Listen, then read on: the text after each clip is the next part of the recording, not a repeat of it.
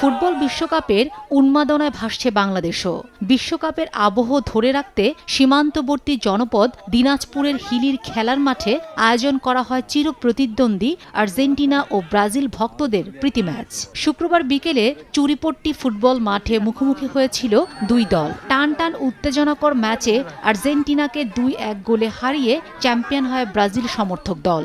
Brazil supporter বনাম Argentina supporter যে friendship রয়েছে, আমরা তাদেরকে আনন্দ উল্লাস করার জন্য আজকের আমাদের আয়োজন। আনন্দ উপভোগ করতে পারবো, এই জন্যই আমরা খেলাগুলোর আয়োজন করি। আর্জেন্টিনা ব্রাজিল খেলা চলছে, আমরা সবাই উপভোগ করছি। আজকের অনুষ্ঠানের সম্মানিত এদিকে রাঙ্গামাটির Longadu zone cup football tournament আয়োজন করা হয়। শনিবার বিকেলে লংগদু উপজেলা পরিষদ মাঠে প্রধান অতিথি হিসেবে উপস্থিত থেকে টুর্নামেন্টের উদ্বোধন করেন Longadu zone commander lieutenant colonel Mir Morshed. সকল অংশগ্রহণকারী দলকে আন্তরিক শুভকামনা জানাচ্ছি। বিজয়ী হবে একটি দল, কিন্তু প্রকৃত বিজয়ী হবে সম্প্রীতি, বন্ধুত্ব ও লংগদুর জনগণ। উদ্বোধনী ম্যাচে লংগদু উপজেলার বগাচত্বর ইউনিয়ন ফুটবল দল ও বাঘাইছড়ি উপজেলার খেদারমারা ইউনিয়ন ফুটবল দল মুখোমুখি হয়।